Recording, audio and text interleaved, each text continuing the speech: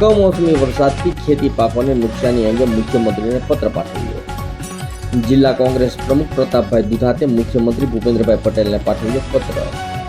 અમરેલી જિલ્લામાં કમોસમી વરસાદથી બાગાયતી પાકોને થયેલ નુકસાનીના સર્વે માટે પાઠવ્યો પત્ર. 2024ના સપ્ટેમ્બર-ઓક્ટોબરમાં વરસાદમાં કૃષિ મંત્રીએ 23/10ના પત્રથી અમરેલી જિલ્લાના ખેડૂતોને ટૂંક સમયમાં સહાય પેકેજ મળવાની ધારણા આપેલી, જે હૈયા ધારણાની આજ દિન સુધી ખેડૂતોને સહાય પેકેજ મળેલ નથી.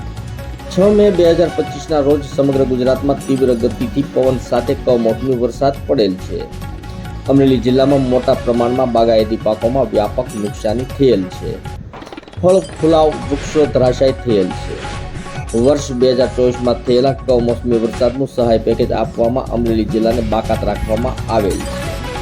આપની કક્ષાએથી અમરેલી જિલ્લામાં બાગાયતી પાકોમાં સર્વે કરાવી સહાય ચૂકવવા વિનંતી કરતો પત્ર જિલ્લા કોંગ્રેસ પ્રમુખ પ્રતાપભાઈ દુધાતે પાઠવેલ છે.